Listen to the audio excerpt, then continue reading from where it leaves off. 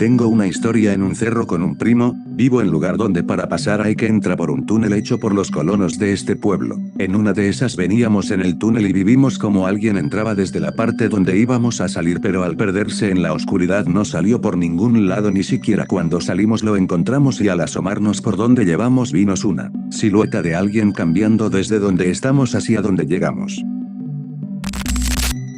Era una noche normal, estaba en llamada de WhatsApp con mi novia, tenía puesto audífonos, recuerdo que estábamos jugando videojuegos de terror en línea, yo estaba solo en mi casa, todo iba bien. Mi novia y yo seguíamos jugando cuando de repente escucho que tocan mi puerta. La primera vez no hice caso, mi novia me dijo te están tocando, ella no sabía que salieron mis papás, yo no escuché bien y dudé. Lo dejé pasar un rato más y volvieron a tocar más fuerte. En eso le digo a mi novia comillas SHHS ya llegaron, espérame, dejé que pasara el ruido pensando que sí habían regresado, pero se me hizo raro no escuchar el carro. Pasó un rato más después de eso y tocan más fuerte, y con esa era la tercera vez. Mi novia me dijo ya abre que te están tocando, yo igual opté por abrir, le dije a mi novia ¿escuchaste? No, espérame ahora vuelvo, y yo pensando que me regañarían por la hora y yo en llamada. Cuando abrí la puerta no había nadie, busco en toda la casa y no había nadie, mis papás aún no regresaban y yo estaba completamente solo. Regreso y le digo a mi novia ya asustado estoy solo en mi casa, mis papás aún no llegan y no sé qué fue lo que tocó la puerta de esa manera como fuerte,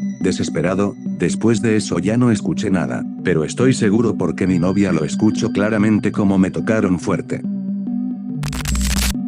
Nadie nos cree a mi hermana ni a mí, pero juro que una noche estábamos acostadas en la misma cama, y cada quien estaba viendo su celular, y en eso yo escuché una voz muy gruesa diciendo hola, pero número uno, me hice la idea que mi hermana estaba viendo un vídeo y ahí se escuchó, y dos, no quería alarmar a mi hermana, y eso ella me dice me dijiste hola y yo le contesté creí que eras tú, y salimos corriendo con mi tía a decirle. Mi tía se puso a ver en la casa que nadie haya entrado, mientras yo hablaba con mi hermana me dijo yo lo escuché con una voz súper gruesa, a lo que yo respondí, yo también, pero nadie nos cree. Para esos días llevábamos como una semana seguidas rezando el rosario en familia en esa casa, no sé si tenga algo que ver, pero la verdad esa voz fue espantosa.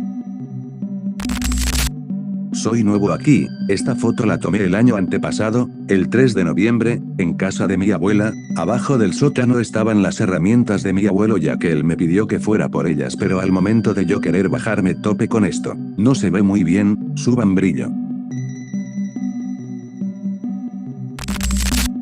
Durante un día de muertos, unos familiares fueron a mi casa a pedir dulces. Mi mamá les tomó una fotografía y, en ese momento, todo parecía completamente normal. Sin embargo, al revisar la imagen después, notamos algo extraño. Detrás de ellos aparecía una mujer recargada en la pared, con el rostro deformado y una apariencia inquietante. Lo más extraño es que ella no iba con el grupo. De hecho, la mamá de los niños aparece más atrás en la fotografía, por lo que no podía tratarse de ella. Les preguntamos si conocían a esa mujer o si había estado con ellos, pero todos respondieron que no. Nosotros tampoco recordábamos haber visto a nadie con esas características en ese momento. Hasta el día de hoy, nadie ha podido explicar quién era la misteriosa mujer que apareció en aquella fotografía.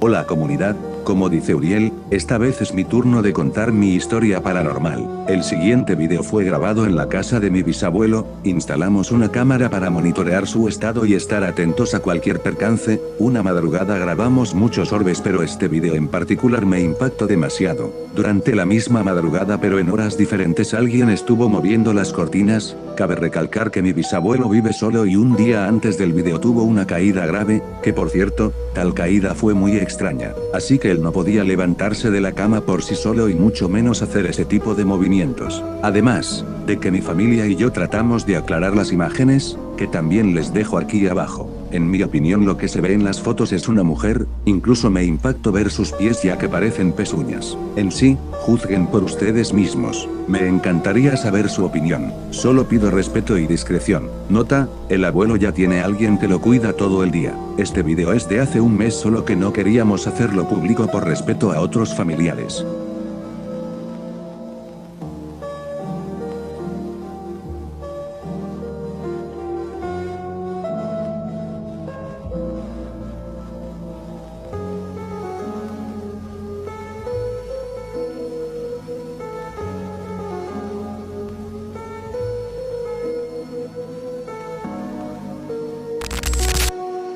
Yo no tengo evidencia, solo mi pura experiencia, pero ahí va. Antes, cuando yo era niña, vivía en un rancho bastante pequeño. A veces tenía que ir a hacer tareas a casa de mis compañeros y en una de esas visitas nos tocó ir hasta la escuela por unos papeles. Nos llevamos una lámpara porque en ese tiempo no había luz y la escuela estaba en la orilla del rancho, así que nos encaminados hacia allá. Cuando llegamos había una mujer totalmente blanca que flotaba hasta el fondo del cerrito y en un segundo la mujer había avanzado unos 3 metros. Nos dio bastante miedo y corrimos, jamás la volvimos a ver. Tiempo después supe que esa mujer ya tenía apareciendo en esa zona durante 10 años, unas 3 veces en total. A un hombre lo estaba guiando hasta adentrarse en el cerro, pero este no la quiso seguir y ya no supe más. A mí en mi trabajo ya ni cagar a gusto me dejan PD, ya había cerrado.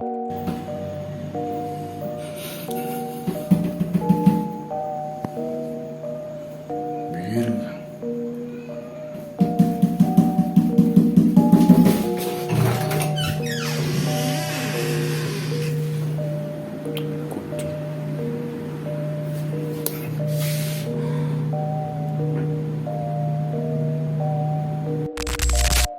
A mi mamá se le aparecía una bruja, una viejita. Su primera aparición fue un 22 de junio. Mi mamá, mi hermano y yo dormíamos en un cuarto, estábamos chicos. La primera aparición ocurrió cuando ya se iba a acostar y apagó la luz. Y ella comenta que entró por la ventana, y la ruca le extendía las manos simulando que venga. Ella comenta que la doña no pisaba el piso, levitaba y la cara la tenía llena de arrugas, y el cabello largo canoso y en la cara. Créanme que mi mamá se puso súper mal. La primera vez ella pensó que estaba alucinando, pero después le pasó lo mismo, y a la misma hora. Y la doña le decía lo mismo, ven, y le extendía las manos. Ella gritaba y lloraba, pero lo raro es de que nosotros, mi hermano y yo, no escuchábamos nada, literal dormidos estábamos, siendo que todos dormíamos en un mismo cuarto. En una tercera aparición de esta doña, mi mamá empezó a marcarle a mi tía. Vivía abajo en la primer planta, como pudo agarró el cel y le marcó a mi tía y se dejaron venir, y dice que la bruja salió rápido por la otra ventana. Neta, mi mamá se puso súper mal, y todos le decían que tal vez estaba alucinando, pero ella juraba que no. Y en una ocasión, mi mamá me iba a llevar a la escuela y cuando estábamos pasando media cuadra de nuestra casa, vio salir a una doña de una casa. La doña como que se había salido de bañar porque tenía el cabello mojado pero en la cara.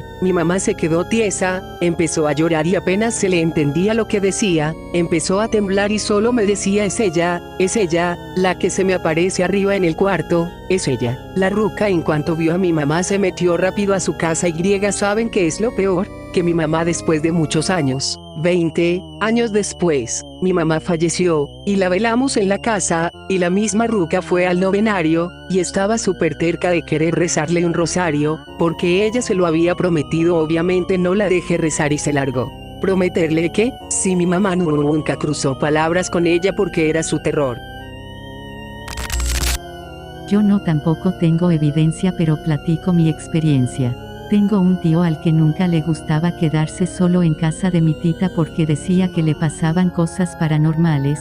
Pues bueno, en una ocasión yo me quedé sola. No era la primera vez que me quedaba sola, pero sí fue la primera vez que me pasó algo paranormal. Estaba en el cuarto acostada viendo una peli, cuando de repente se empezó a escuchar ruido en el taller de costura que tiene mi tita. Se escuchaba como las máquinas estaban prendidas, como si estuvieran cosiendo. No le di importancia hasta que recordé que estaba sola, pues quién carajos las iba a estar ocupando. Con miedo y todo caminé hacia el taller, está hasta al fondo.